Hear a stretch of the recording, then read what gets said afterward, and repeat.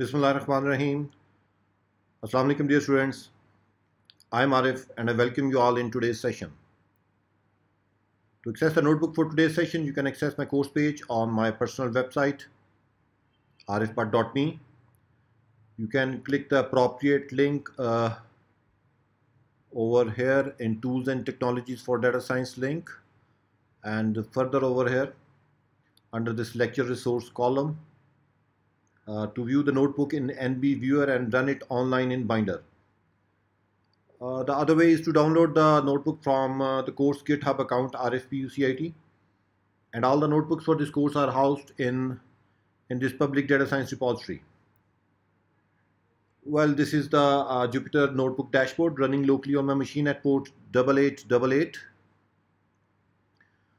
and here is the notebook for lecture number 5.2 of the 5th module, Data Acquisition, for the course titled Tools and Techniques for Data Science. The title of today's session is Web Scraping Using BeautifulSoup. This is a continuation of the previous introductory video session on web scraping, which is the process of extracting data from websites, and of course is an essential skill that every data scientist must have under his or her cap. If you are a beginner and new to web technologies or want to brush up your HTML, CSS and JavaScript concepts, I strongly recommend that you should watch that session first, the previous session, and then fall back to this. Moreover, in the last session, we also learned to bypass the browser and interact with the web servers programmatically using the Python built-in URL lib package and the requests library. Okay, my dear students, let me quickly describe web scraping process at an abstract level. Over here, I have divided the process into 4 steps. In step 1, we programmatically send an HTTP request using a URL lib, URL lib3, request, or maybe request-html library to the web server hosting the website. In step 2, the web server responds to our request by sending us back the response object containing contents of the web page, whose URL was sent using the get method of the request library. Well, in step 3, today we will use a BeautifulSoup library to parse the HTML contents and extract data of our interest from websites. In our next session, inshallah, we will repeat this step 3 using the Selenium library, which is actually a web automation testing tool, and we will be using its WebDriver component for scraping JavaScript driven web pages. And in the next session, the next session, we will inshallah use Scrapy, which is a complete web scraping framework written entirely in Python. So today's session deals with the BeautifulSoup only. Well, in step 4, my dear students, once we have extracted the data of our interest, we will save this scraped information into appropriate format like CSV or maybe JSON for later processing by the data scientists. Okay, after the abstract overview of the web scraping process, let us now move on to the learning agenda or sequence of today's session. Okay, my dear friends, first we will have an overview of the BeautifulSoup library and the parsers it uses. We will use the books scraping website containing books data that we discussed in detail in our previous session as our first scraping example. We will play around with BeautifulSoup that actually transforms an HTML document into a tree of Python objects. We will understand the usage of its most commonly used find and find all methods. And after playing around and understanding the basic usage of BeautifulSoup library, we will take a concrete example in which we will scrape data related to all the books on a single web page. Then we will extend example 1 and we'll learn to scrape the books data from multiple pages of the same website by grabbing the links from the first or the index page. In example 2, we will discuss the concept of pagination, and we will practically see as how we can extract data from multiple web pages using the pagination. And finally, I will discuss some limitations of Beautiful Soup to set the stage for our next video session on Selenium. And last but not the least, I will give some basic scraping exercise at the very end of this notebook. So we have a lot to do today. So let's start playing. My dear friends, remember, before we can use Beautiful Soup, we need to fetch the HTML contents of the web page we want to scrape. You can always use the built-in Python URL lib package. However, this URL lib3 gives you more features as compared to URL lib. For example, URL lib3 is thread safe, offers connection pooling, client-side SSL verification, and provides proxy support as well. Well, we have used this request library in a previous session, and today as well we will be using the request library, that is a RESTful API and built on top of URL lib3. A more advanced library for fetching HTML contents of a web page is requests-html, which can fetch JavaScript enabled web pages and can request web pages in an asynchronous fashion. However, in today's session we will use the request library to fetch the web pages. Let's move on to the download page of Beautiful Soup now. So the latest version is 4.11.1. Well, there are a lot of good links on this page. Please do visit them at your own time. And let me open this home page of Beautiful Soup. So my dear students, Beautiful Soup is a Python library used for web scraping with three main features as mentioned over here. It generates a parse tree of the HTML and offers simple methods for navigating, searching, and modifying the parse tree. It automatically converts incoming documents to Unicode and outgoing documents to UTF-8, so you don't have to worry much about the encodings. Moreover, it has support of different parsers using which Beautiful Soup parse the HTML documents, and the most famous are LXML and HTML5 lib. Let me click this LXML and take you its home page. My dear students, if you are parsing perfectly formed HTML, then different parsers will generate almost the same parse tree. But if there are mistakes in the HTML, then different parsers will try to fill in the missing information differently. This LXML parser is the most feature-rich and easy to use library for processing XML and HTML in Python language. Okay, let's fall back to our notebook and let me close these links as I do not need them anymore, and move a bit down. I think I have given you an abstract level idea of what is Beautiful Soup and how it works. Let's see now how we can install Beautiful Soup in Python. Inside the Jupyter notebook, you can use pip install to install the request Beautiful Soup and LXML library. So it's being executed. You can see the star over here. This will be done silently because of this queue option. So it's done. Let me now import and show the versions on which we will be working in today's session. So the request version is 2.27.1. Beautiful Soup version is 4.10. And LXML version is 4.9. Okay, so I think now is the time that we start doing the things practically. So let's start scraping data from version 2 of our book scraping site that we discussed in our last session. Let's open the web page in a new browser tab. Let me right click on an element, click inspect and open the DevTools. Well, the first page is actually displaying the data of 9 books of operating system. If you see the HTML code, here is a div tag having class attribute book container. Let me shrink this. Okay. And there are 9 such tags. Each div tag logically holds the data of one book. Let us recursively expand this first div tag.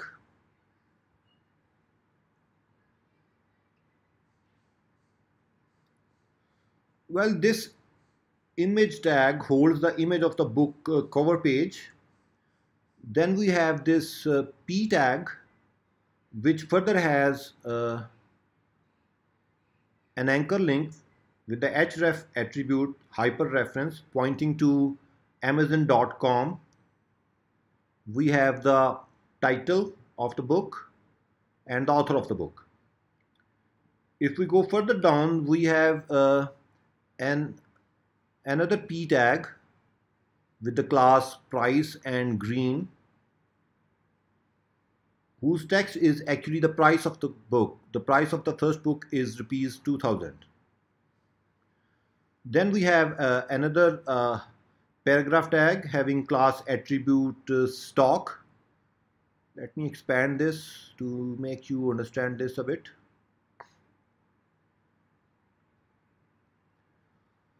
The text can be in stock or not in stock. Rather, this is the other one. This is the stock. So this is in stock. If we check some other book, like for example, let me click this and let me click this, you can see this is not in stock. Let me fall back to this element. So this is in stock. And after this, we have this another div tag having these 5 span tags. Let me close this. Okay, so this div tag has 5 span tags, each representing a filled or unfilled star to display the star rating of the book. For those of you who are new to HTML, this span tag is actually like a div tag, which is used to group similar contents so that it can all be styled together. The difference is div tag is actually a block element, while the span tag is inline element. Anyway, finally we have another paragraph tag with the class review and green, whose text value show the number of reviews of this book. My dear students, the data of the remaining 8 books on this web page are also structured in the same fashion. Please do make time to review all the code. So now we have a fair idea about the HTML structure of this web page. Let's fall back to the Jupyter Notebook. Let me move down a bit. In the last session, we learned the use of Python built-in URL lib package as well as the request library to fetch the contents of the web page. In today's session and upcoming sessions, we will be using requests. So over here, I am importing request library and using the dir or the dir function to check out what is there in this library. And of course, we will be using this get method. We will be using this get method and passing it the URL of the web page. Let me execute this code. We have seen it in the previous session. The status code is 200, which means success. You may get the status code in 1, 2, 3, 4, and maybe 500 ranges. The codes in 100 range are informational messages. The codes in 200 range are success messages. 300 range are redirection. And the codes in 400 and 500 ranges actually represent client-side and server-side errors respectively. Okay, so we have got the response object which has been returned by the web server hosting this website. Let me use the dir function on this response object. So these are all the attributes and methods of the response object. let us practically check some of these. The URL attribute actually holds the URL. This headers attribute or response object actually returns the header information of the web page in the form of our dictionary. You can see the curly braces over here and the key value pairs. This content attribute, this actually returns the response object in binary format. You can see a B over here, and this is the entire code of the index page which has been returned by the web server. Other than the content attribute of the response object, we can have this text attribute as well, which actually returns the same HTML code but in a form of a string of ASCII characters in UTF-8 encoding. Let me scroll down and you can note that this is the same HTML code that we just discussed in the Chrome browser using the DevTools. So we have fetched the HTML code of the web page, and now let us use Beautiful Soup to scrap the information of our interest from within this code. Let me move down. Okay. First of all, let me import the Beautiful Soup constructor from the BS4 library. From BS4 import Beautiful Soup. And over here I am using the Beautiful Soup method, which is passed actually 2 arguments. The first argument, which is response.text, it can be a string or it can be an open file handle containing the markup you want to be parsed. And this second argument is a string, which in most cases we will be using the LXML parser. Well, this Beautiful Soup method transforms the HTML code into a tree of Python objects and returns the Beautiful Soup object, which represents the parsed document. And that I'm receiving in this variable named soup. You can keep any name over here. Let me show you the type of this. And let me use the dir function on soup. So there are a lot of attributes and methods that we can use on this variable that are associated with this soup object. We will of course touch upon some of the most commonly used ones. Let me just simply print soup. So once again, this is the HTML, that has been returned. And of course, this is not with much of the indentation and formatting. You can see the nesting of the tags is not very clear. So for that, we can use the prettify method of the soup object. And if I run it something like this, now you can see the same HTML code, but this time you can see the proper indentation. And you can see which tag is inside which tag.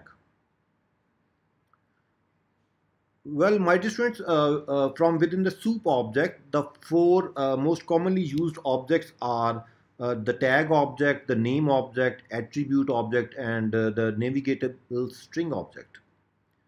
And you can access them using the dot notation. So let's discuss them one by one. First of all, the tag object represents an HTML tag in the original document. By just mentioning the tag name after a dot, we can access the first tag with that name along with its descendant. Let me execute this code. You can see we have accessed the header tag along with its descendants, that is image p and this image tag again. Let me access the p tag, the first p tag, which is of course books scraping site, the title. Similarly, the next object is the name object. You can access the name of the object. We normally seldom use this. Well, attribute object is the one which we mostly use. The tag object, for example, this P can have 0 or more attribute objects that you can access using this .attrs. Let me execute this code. So this first P tag does not have any attribute associated with it. Let me check out the attributes of the image tag by executing this code. Great. So these are the attributes returned as a dictionary. So the image tag has three attributes returned at key value pair: the class, the source, and the ALT. Well, this ALT attribute of the image tag contains text that will be displayed if the image cannot be displayed for whatever reasons. After the attribute objects, we have the navigatable string objects. You can use this dot string after the tag to get the string related to that tag, and the title of this is BSS2, and the same you can see over here on the website, BSS2 at the top. Okay, my dear students, you can also navigate the entire tree. For example, to access the first anchor tag within the body tag, you can use this soup.body.a. It will return the first anchor tag. And if you want to get the parent of this tag, you can use the dot parent. And if you want to get the parent of this tag again, parent of the parent, you can of course nest it. And from this you can easily understand that this is the A tag and this is its parent tag li, which has been returned over here, and the parent of this li tag is of course this ul tag. I hope this makes sense.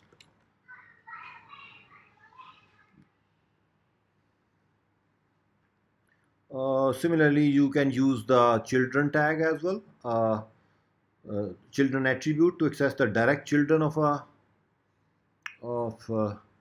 tag. For example, this ul. Do note that this return an iterator, and you can use this iterator in a for loop to access all the child tag, which I have done over here. I have used an iterator in this for loop, so this will iterate over all the elements and will simply print them. So you see the div, li, and three li's, the div and the three li's. I hope this makes sense. My dear students, at your own time, please do practice navigating the tree using the different soup attributes like parents, children, descendants, next siblings, previous siblings, and so on. And you can see all of them over here. So next siblings, find children, and there are a lot more. Anyway, so the most commonly used methods that we will be dealing with in today's session are find and find all. So let me show you some examples of the find method first. My dear friends, searching a tag using the dot notation with soup object will return the first tag on that page. What if you want to access a tag from the tree that matches a specific search criteria? Let me move on to the web page of the books scraping site. If you see the HTML code over here, there are lots and lots of div tags. You can see lot of div tags. Let's suppose that we want to access the div tag that corresponds to, let's suppose this navigation bar. This navigation bar, you see. This is the navigation bar.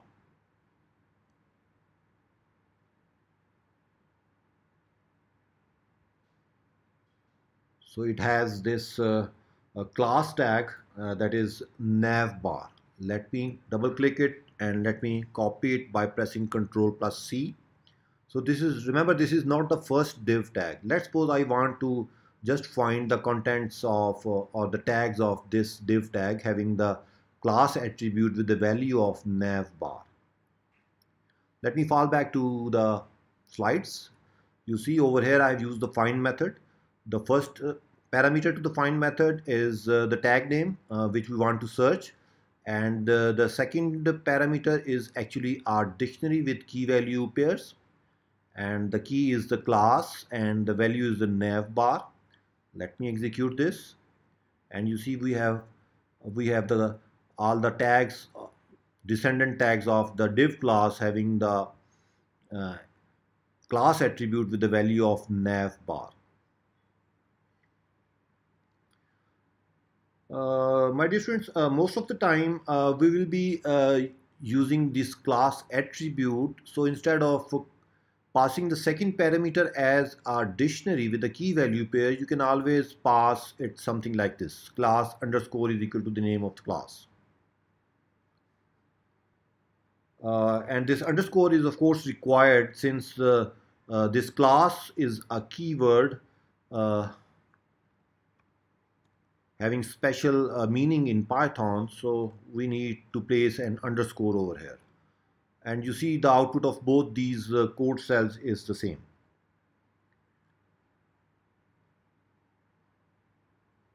My dear students, you can call this find method on the entire soup object as I have done it over here, or you can call it on a specific tag as well from within the soup object, and soon we will see some example of that as well. Let me move on to the find all method. Well, my dear students, we have just seen that the find method returns the first matching element. This find all method is similar to find. The only difference is that it returns a list containing all the elements that match the criteria. Do see the help page of find all method to understand its different parameters. And let me once again move on to the web page, and let me click this icon or to select an element in the page and inspect its corresponding code. And suppose I want to access the price of all the 9 books. So let me click the price of the first book over here. You see the code is highlighted, and see the corresponding HTML code. The price is there in the text of the paragraph tag having two class names, price and green. Let me press Ctrl plus C to select it, and let me fall back to this Jupyter notebook. And over here you can see I have used the find all method on the soup object. I need to search the p tag, and that p tag which has the class names price and green. Let me execute the code of this cell. You can see this time we have not got the single tag, but we have got the list of all the tags, the prices of all the 9 books. So once again, instead of the first matching tag, this find all has returned a list of all the p tags as a list. You see this is the first p tag, then we have a comma, another p tag, and you can see this closing bracket which shows the list. So now I have a Python list named prices.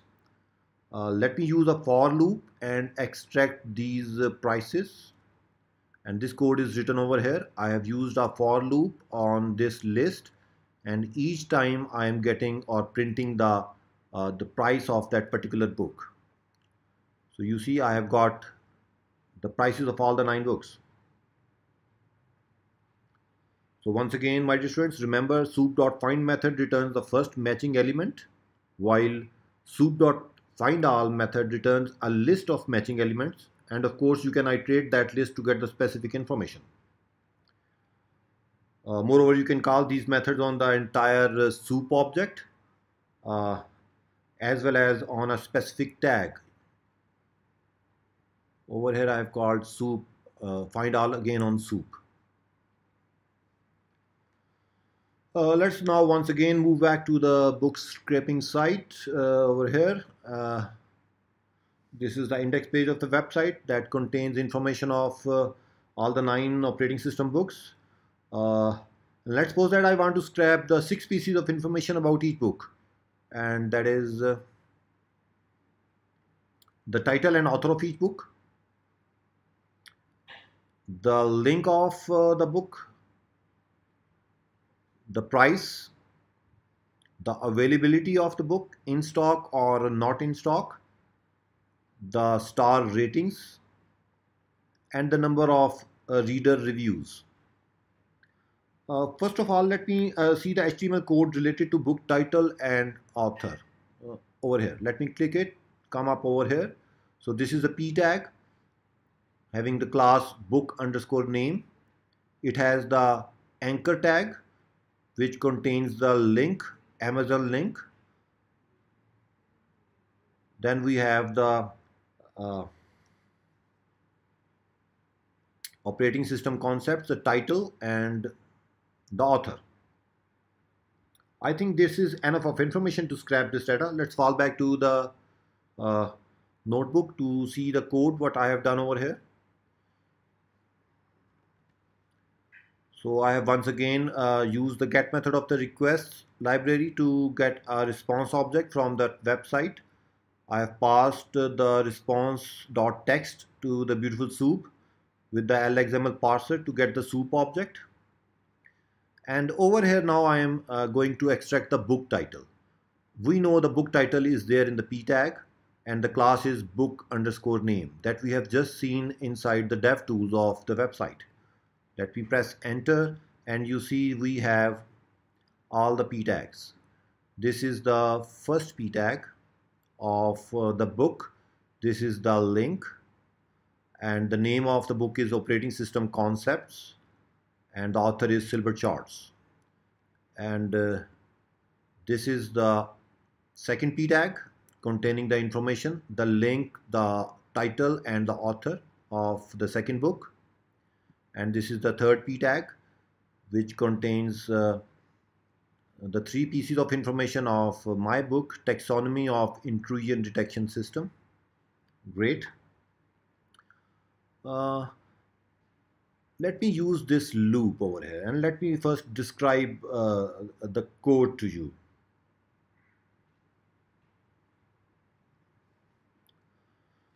So once we have got a list containing data of all the 9 books, over here I am creating an empty list and then I am entering in a for loop and I'm just appending the text. And let me execute this code and show you. So this is the text which contains the book title and the author name of the first book, book title and the author name of the second book, book title and author name of the third book. So this list contains 9 values.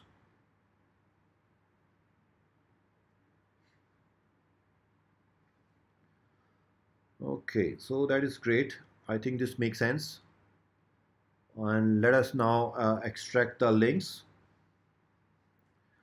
This information is also there in the above list. If you see over here, these are the links which we now actually want to scrap. So we have this information. Let me show you this information again over here. This time I just want to scrap this information and this information is there in the A tag, and within the A tag the value of hyperreference attribute. So what I am doing is I am entering in a loop this time, but I am using the find method on the item, on each item. First time it will execute for this item and give me this tag A. Next time it will execute on the second item and give me this element A. So this is what this piece of code is doing over here. Let me execute it. So you see we have got all the 9 A tags. And since this is a find method, so we have just find all the A tags. And of course, if you want to just get this hyper reference value, which is shown over here, highlighted over here, you can use the get method and pass that attribute to it. So these are the 9 links. So finally we have got all the 9 links. Let me save them inside a list, Python list named links. And once again I'm just using this for loop using the append method of the Python list to append all these 9 hyperlinks in this link. So this is done. Great. Now we need to extract the price. Let me once again move on to the website. Select this tag, click this price element, come up over here, and you see this is a p tag having the class name, the price, and green. Let me copy it, fall back to our Jupyter notebook, and see I have already written the code to save time. I have used the find all method on soup. I want to search the p tag, and that specific p tag that has the class name price and green. So let me execute it. Once again, we have got a list of all the 9 tags.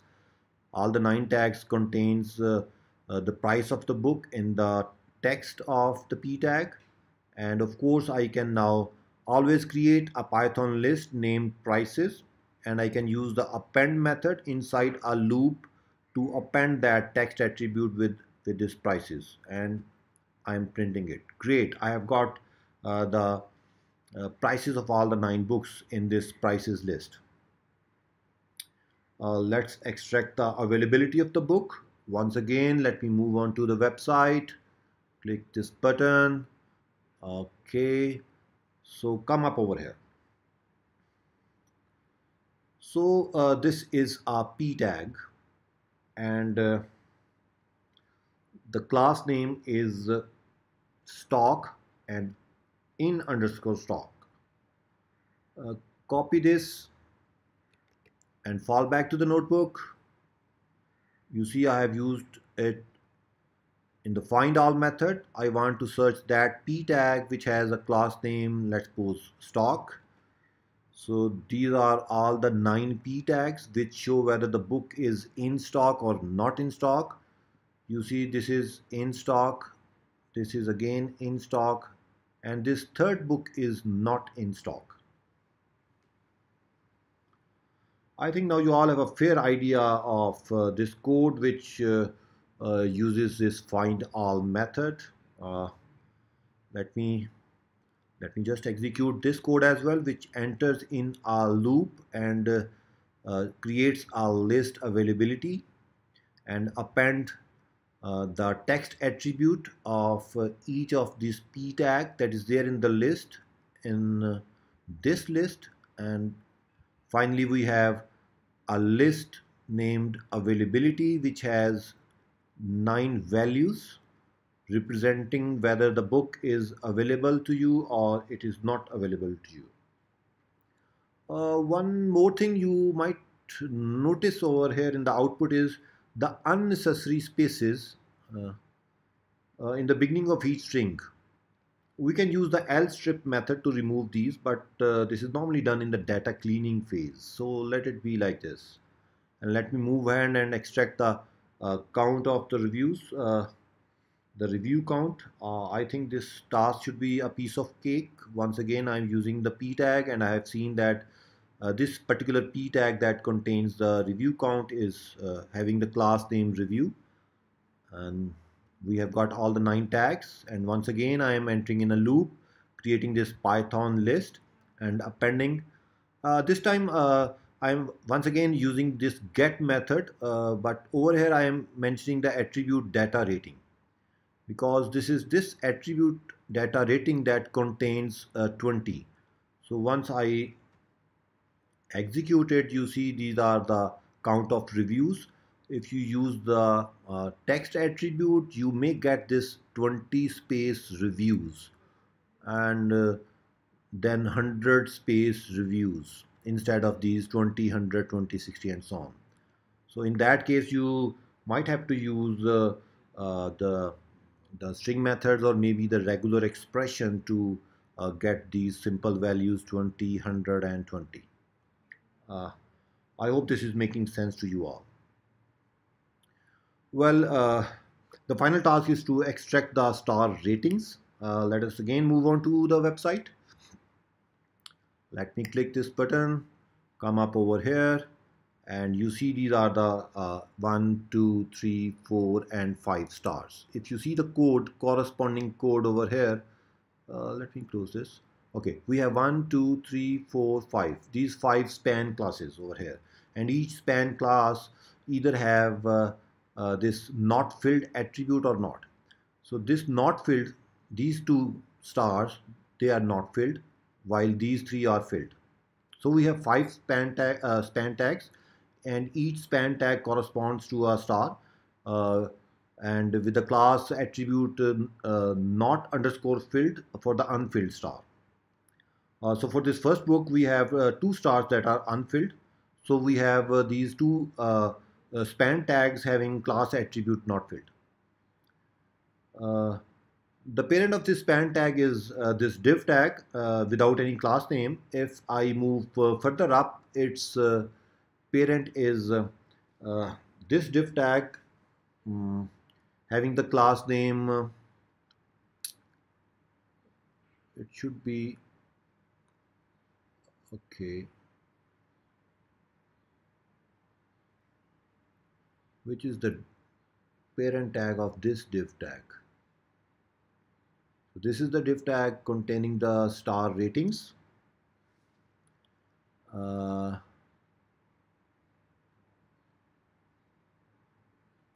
and where is the parent tag of this div tag? This align is equal to left, and this book container. So this is the tag that is holding all the information. Okay, let's fall back to the slide, and you see that I have used this attribute book underscore container, use the find method. So this returns the information about the first book. Yes, so this is the first book. Div class book container image this, and over here you see these are the two not filled tags. Great. And what if I just want to use the span tag and I just want to check out the not filled attribute of the class? So you just get the two items in the list, these two items having the class attribute not filled. So I can use the len method on this, which returns 2, and I can subtract it from 5 because I know the total number of stars are 5. So this is the logic that I have used to extract the uh, star ratings of a particular book on this web page.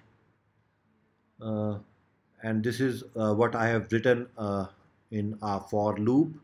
First, I have used find all on this div tag with the class attribute book container. This will return me this information for all the 9 books. And then I have entered in a for loop, and in each for loop I have used this logic, that is I have calculated only those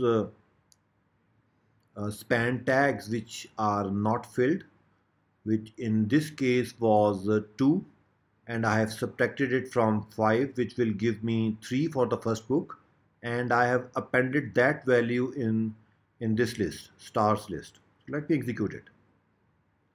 My dear friends, I have just used this logic. If you think you have, you can think of a better logic for scraping the star ratings. You can use that at your own. Well, anyway, now we have scrapped all the data from the web page for all the 9 books. That is the 6 items: titles, links, prices, availability, reviews, and stars. And these are the lists that we have created. Let me just uh, print this information on screen. Great. So this is the 6 pieces of information for the first book. These are the 6 pieces of information for the second book, and these are the 6 pieces of information for the third book, and so on. So these are the 9 books. Great. My dear friends, we have successfully scrapped all this information and printed it on screen. And the final step is to save all this information in a CSV file on our local disk. And there are two options you can use for this task. You can either use pandas or you can use the CSV. In this option one, I have used pandas, import pandas as PD. Uh, if you want to use the pandas library, this second line is actually creating a dictionary. So it is creating a dictionary having 6 key value pairs: authors, price, availability, reviews, links, and stars. So a dictionary has been created, a dictionary of lists, and then I have used this dictionary to create this data frame using the pd.dataframe method. And this columns parameter is actually the header values which we want to give to this data frame. My dear students, if you're not very clear about the data frame, you can of course watch uh, the data frame videos. They are available on my YouTube channel, Learn with Arif. Anyway, we have created this data frame. The data frame is there in DF. Then I have used the to_csv method of data frame and have saved this data inside a CSV file named books1.csv. Well, this index is equal to false. This argument I have given so that I do not want to add an additional index column in this CSV file. And these two lines are just for verification. I have used read_csv method of pandas library to read the data and display that data frame on screen. I hope this code makes sense, and this is the output. You can see the data of 9 books, the title and author, price, availability, reviews, links, and stars. So this is great. Well, my dear friends, you can do the same task by importing the CSV module as I have done over here.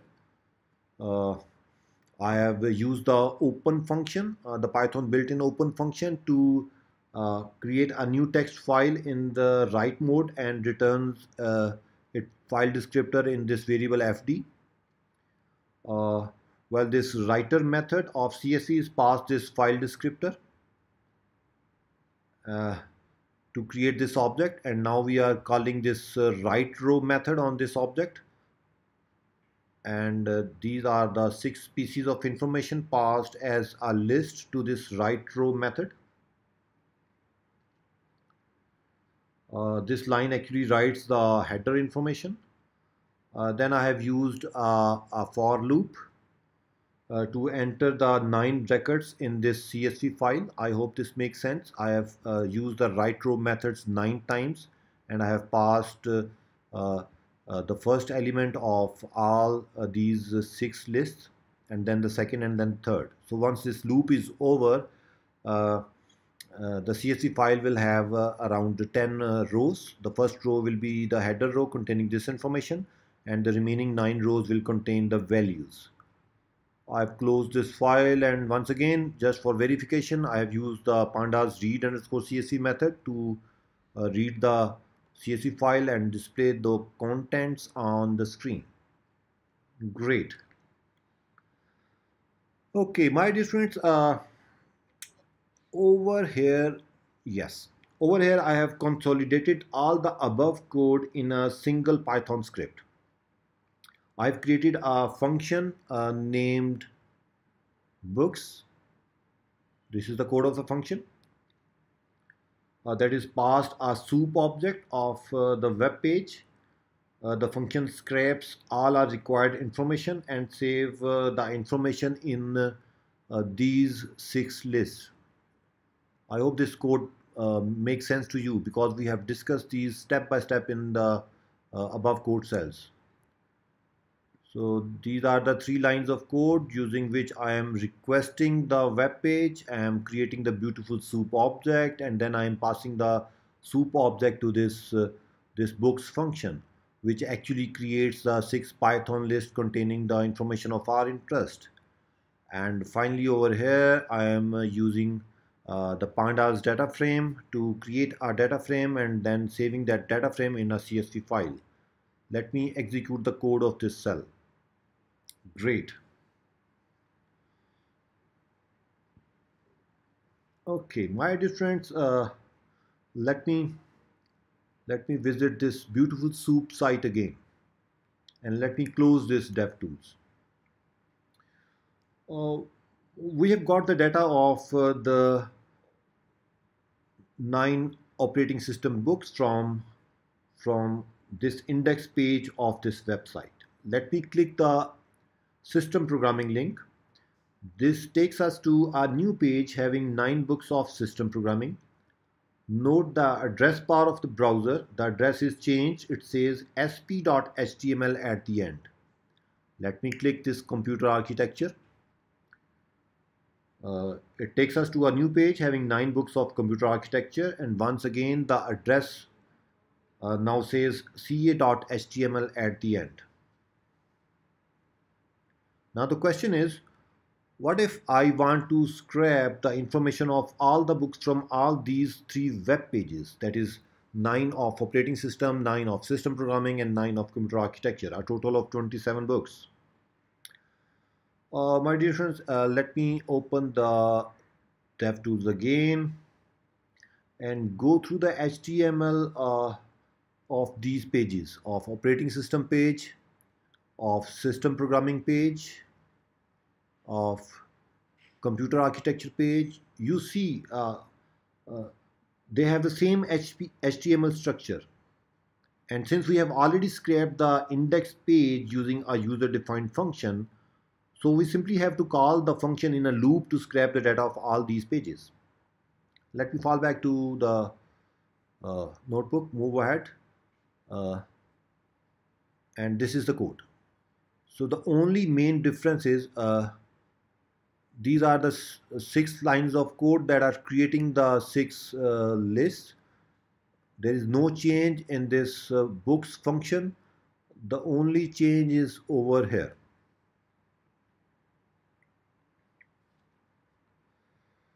Okay, so instead of calling the books function only once, I am calling this books function in a loop.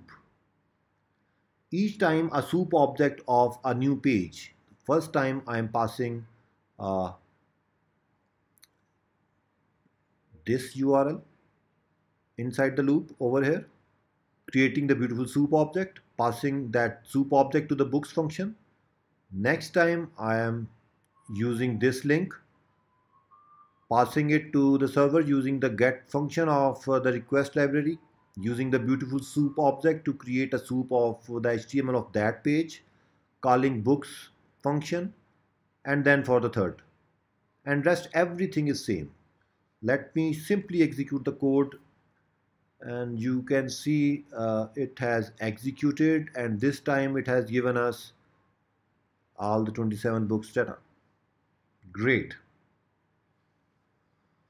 Okay, so this is really great. My dear friends, I think now we have a fair idea of scraping a website using the request and the beautiful soup library.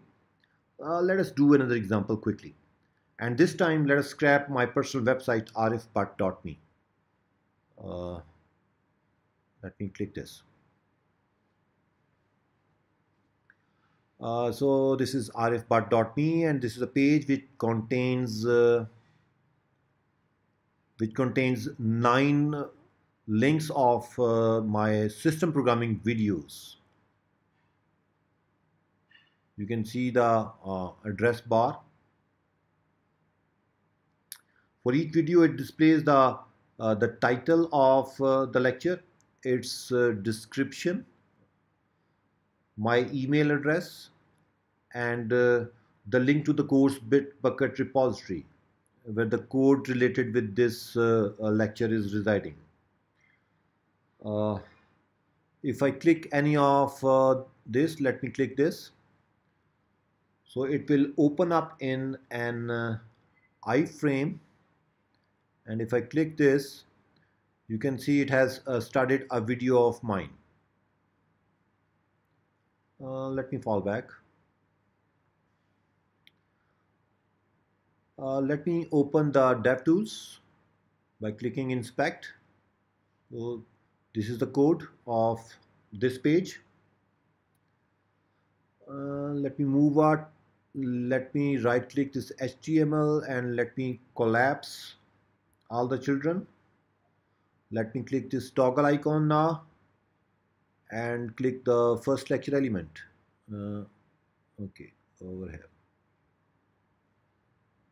Fine.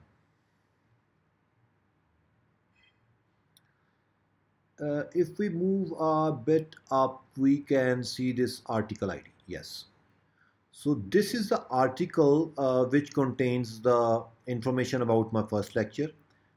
This is the article which contains information about the second lecture. This is the article which contains information about the third lecture, and so on.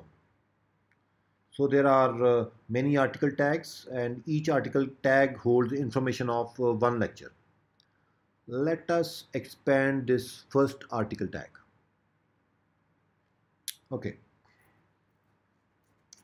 If we scroll down, you come across uh, a div tag. Where is that?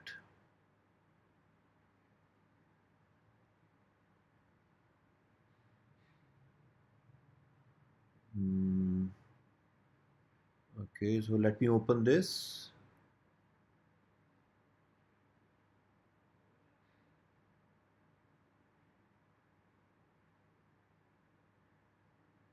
Let me open this as well. Let me open this as well. Okay, fine. So this is a div tag of our interest having the class um, media underscore body. So this is the class tag of our interest. Let me click this again. Let me come up over here. So this is a div tag media underscore body which contains information of our interest, and this is the a tag which actually contains the link of the video. And let me open this, and over here we have the description. Inside this p tag, inside this p tag we have an iframe tag. You can see the source of this iframe tag uh, that is used to specify the URL of the document. Over here you can see the YouTube video link, and if I move a bit more down, you can see this is the p tag which contains the description. So this p tag contains the description. This is the iframe tag which contains the actual YouTube link, and above that we have the title. Great. I think enough of survey. Let's fall back to the notebook.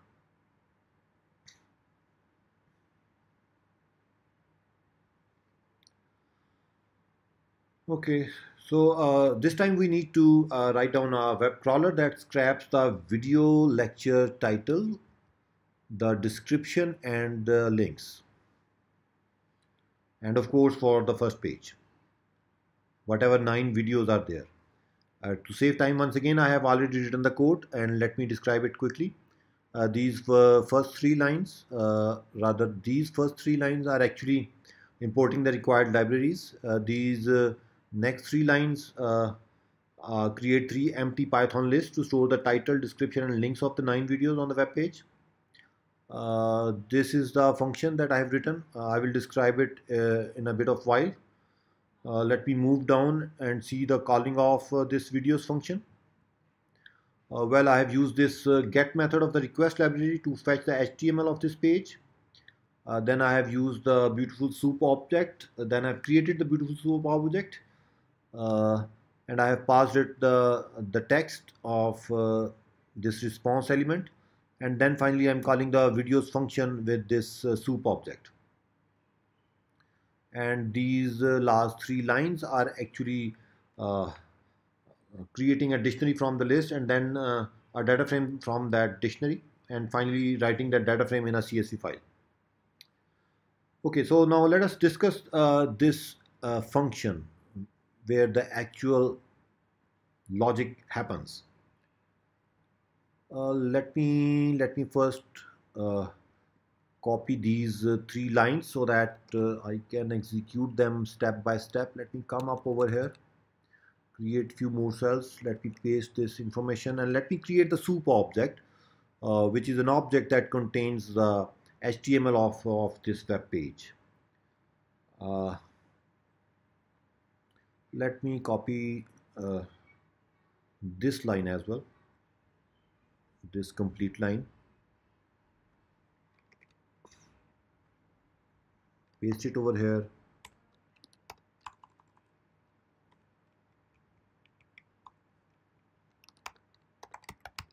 and execute it. So this is the find all method that I have used on this soup object. I have passed the div tag and the media body. So it will return a list. It will return a list containing information about all the 9 videos, and each information is stored inside a div class. Okay. Uh, Let me get the code of the first div only by using the find method instead. Let me just copy it and paste over here. Instead of find, let me use find all. Let me use find only and show you this code. So this is the uh, first div that contains the information about the first video. Let's understand this. So over here, this H4 tag is having the title Lecture 1 Introduction to System Programming. Over here within this iframe tag, this src attribute actually contains the YouTube video link. Great. And inside this p tag we have the description. So these are the 3 pieces of information that we want to get. So let me get the title using this h4. So let me just type this time article.find, and I need to find this h4 tag, and based on the class, and the class name is this media underscore heading underscore 1. Control C. Let me write it over here. Control V. Let me execute it. So great, I have got this. And if I want to just get the text, just write down dot text, and so this is the text. We have successfully get the text. Great. Similarly, the description is there in this p tag over here. This is the closing p tag, and the attribute is justify. Let me copy it, use it over here. Article.find, and this time it is a p tag. Okay, and the class is justify. Okay, I think no. So article.find, this is the p tag, and this is not the class. I think this is align attribute. Sorry for this. Align attribute. Great. So we have got this, and if I just want to get the text, so this is the text of the description of the first video. And finally we need the YouTube video ID, and that YouTube video ID is over here. Rather, this is the complete link. The YouTube video ID is over here before the question mark. These 11 alphabets are actually the YouTube ID. My dear students, each video uploaded on YouTube has a unique YouTube ID. And in this URL, it is there after this fourth forward slash.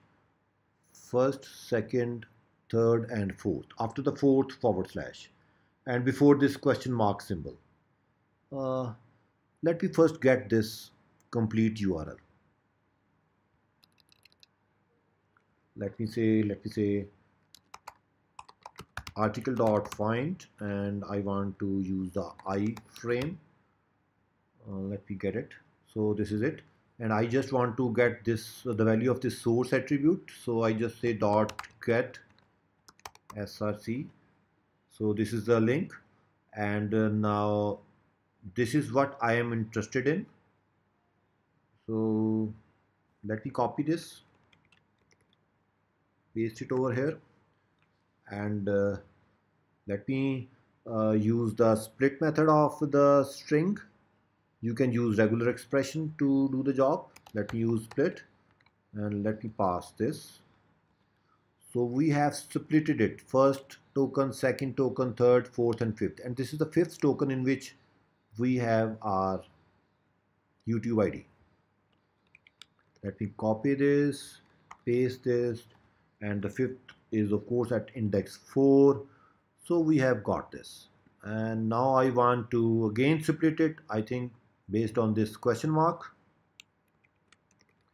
Let me copy it, paste it, and let me call split method of the string class based on this question mark. So we have got now a list containing two values, and this is the value of our interest at index 0. And let me show it to you. No, I think I just need to get the first. Okay. So my dear friends, this is the YouTube ID. Finally, we have got the ID. Now we need to create a URL that starts this video on the YouTube.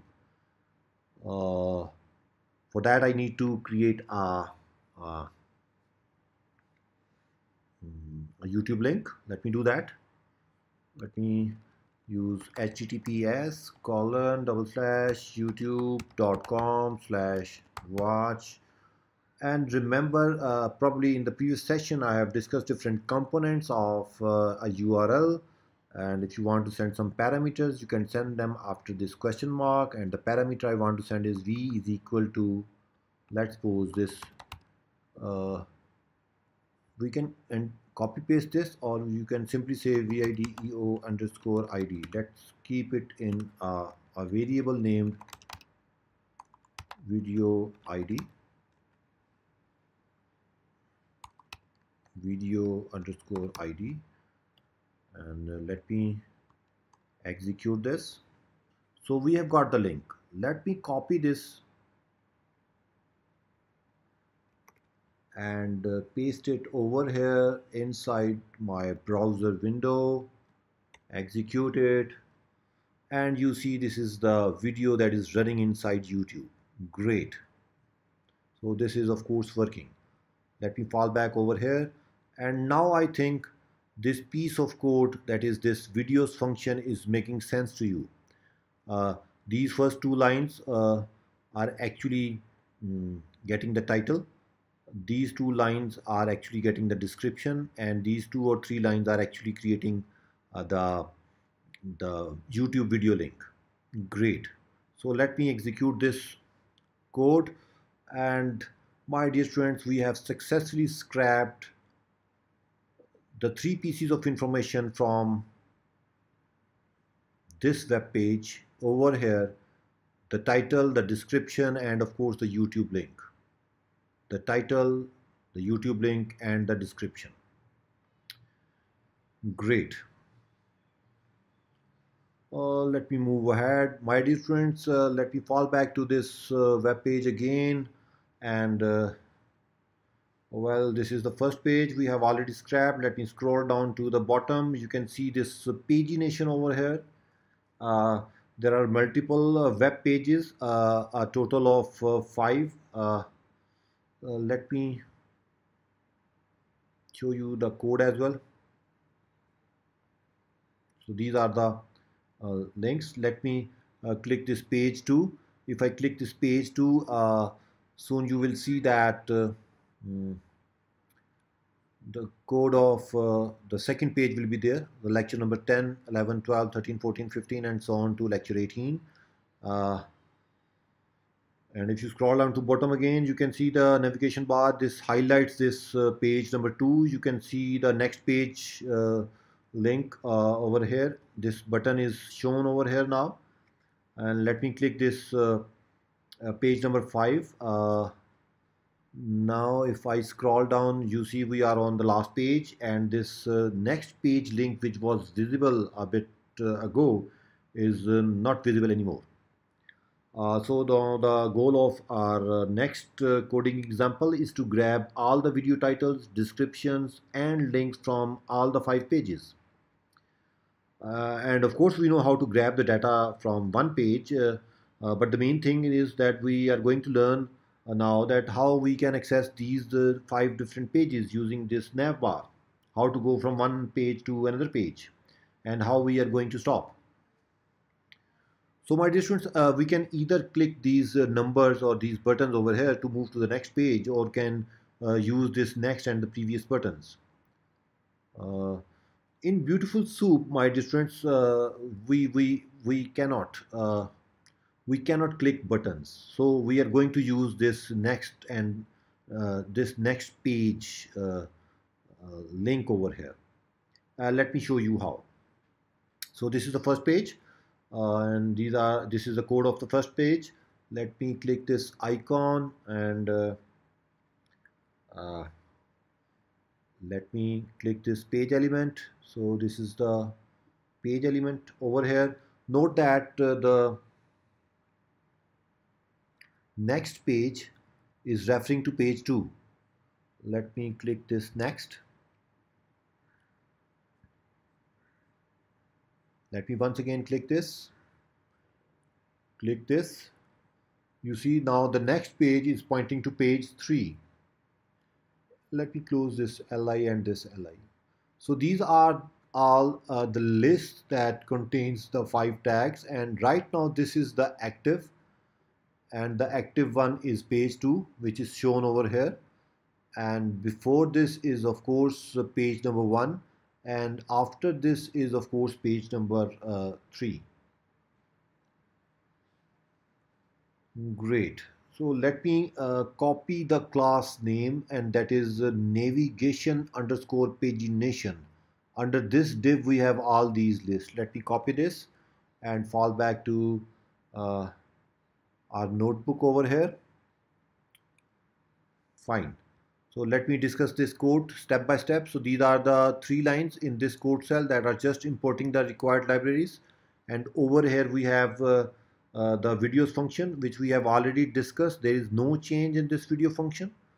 Over here, these are the 3 Python lists we are creating, and we are calling the get method of the request library with the first link, the actual link, the index page, and getting the soup object. Great.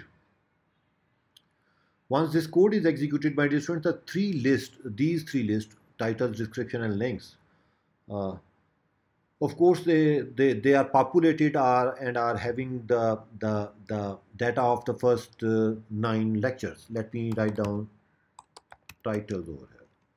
So you see we have the 9 lectures, and similarly we have the description and the links, because we have called the videos function with this soup object. Uh, Fine. Let me over here use the find method and show you the code of this navigation pagination class. You see that the next page is pointing to 2. So what I want to do right now is I just want that I should move on to this page 2 and call this again and again and again, and this is what is being done over here. So the code of this cell now, when called repeatedly, will call the videos function with the next page link. Let me quickly describe this code now. My dear students, this find all method, when called on this pagination code we have over here, uh, will return uh, this will return all the links, these links, a link, this a link, this a link, and this anchor link. The actual logic is over here. After this for loop iterates through the list of all the links the last link variable will actually be pointing to the link of the next page, that is page number 2. And over here I'm using the find method and getting the href, that is this hyper reference, which is pointing to page 2 right now. And then I'm calling the get method of the request library to get the code of HTML code of the second page, calling beautiful soup and calling the videos function on this. And over here I'm just for debugging purposes I'm showing you the next URL. Let me execute this code and this will make more sense to you then. You see, I have scrapped for page 2. I have scrapped page 2. Let me execute this code now. You see, the next page was page 2 previously. Now if I execute this cell, the next page is page 3. If I execute this cell now, it is taking a bit of time.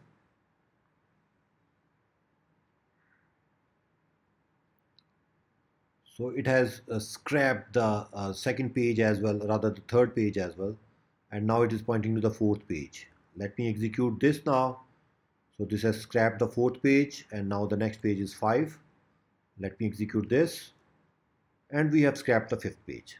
So what all we need to do is we need to call this code inside a loop. So let me move down.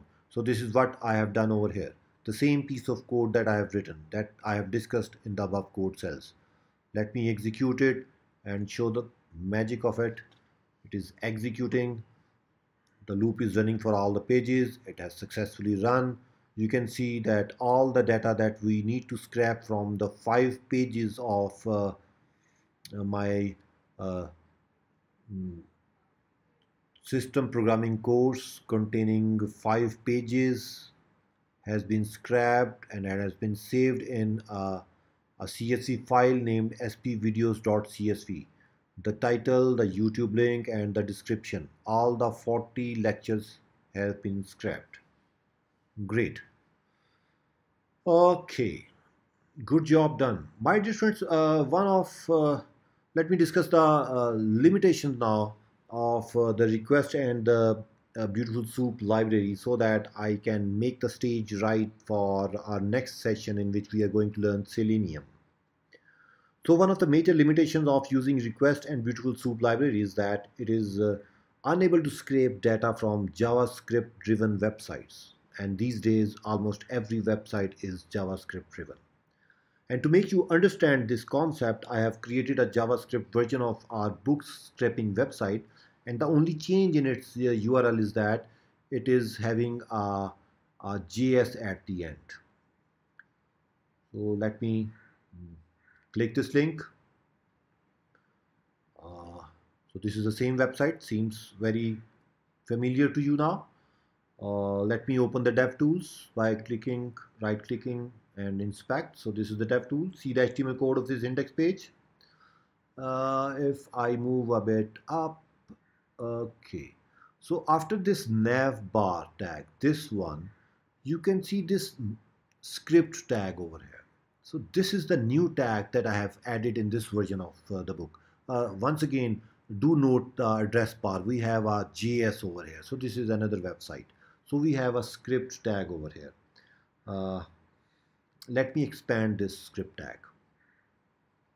This is actually a JavaScript code that once execute writes the HTML containing the information of all the 9 books in the document object model.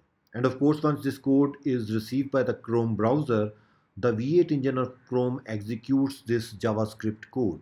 It has already been executed, and that is why you can see all this code over here. Let me disable the JavaScript by pressing Command Shift P on my Mac machine. JavaScript. Let me disable the JavaScript by clicking this and let me refresh this button. Oops. You see the magic? Now, my dear friends, you see this is okay. Fine. So this is the navigation bar. After that, this is the script that has not been executed now. Since this script has not been executed because JavaScript is disabled, you do not see any code below that. You do not see any code below that. So that is why the information is not anymore available to you. Let me enable it again. Control Shift P, JavaScript. Let me enable it. Keep a note of this. Right now there is no code below this JavaScript code script tag because it has not executed. Let me refresh it. The data is there. You can see after this script we have the entire code now containing the information of all the books because this document.write method has been executed by the V8 engine of the Chrome browser. Let me fall back to this over here and show you this practically. Let me execute the code of these two cells. Let me execute this. So this is a piece of cake. It has scrapped all the prices. We have seen this, and let me execute this. And it has returned us none, an empty list over here. The only difference in these two code snippet is that over here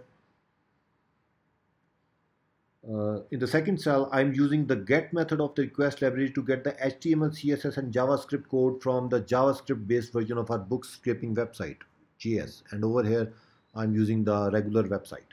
So this has successfully given me all the data while this has failed.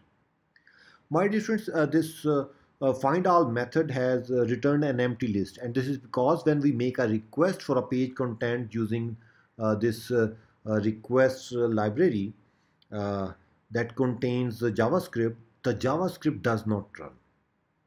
However, whenever we call it over here inside a browser, this script code does get executed by the V8 engine of the Chrome browser or whatever browser you are using. But once we are getting it using this request library, that code does not execute, and that's why you actually do not get that HTML. So, and in this example, it is a JavaScript code that is actually writing or generating the HTML of the book's data. And since that code is not being executed over here, therefore the find all method has returned an empty list. I hope this makes sense. My dear friends, the solution to this is we need a JavaScript engine to execute this code. And in next session, inshallah, we will use Selenium to handle this problem. So let me discuss another example of Beautiful Soup, another limitation of Beautiful Soup, which makes us move to Selenium. And let me click this link now. This is another version of the book scraping site. So this is the book scraping site, and this time we have our login form that is prompting you for a username and password. It is not displaying the book data page. Let me enter the username as Arif as written over here, and the password data science, and let me press enter or click login, and we have successfully entered the web page. Let me fall back to the notebook, and let me again pass this URL now, the login version of our book scraping site, to the request library, create the Beautiful Soup object, and use this find all. So it has again returned an empty list. My dear friends, this is the limitation of using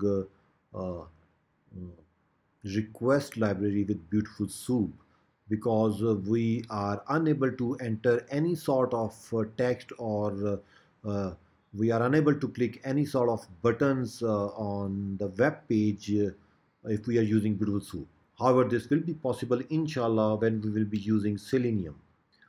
I think that is enough for this video of Beautiful Soup. Fine. So my dear friends, that is all for today's session. We will inshallah continue learning web scraping in our next session. I hope today's session was informative for you all. If you have liked it, please subscribe my YouTube channel and share it with your friends. I wish you all the best, happy learning, and Allah Hafiz.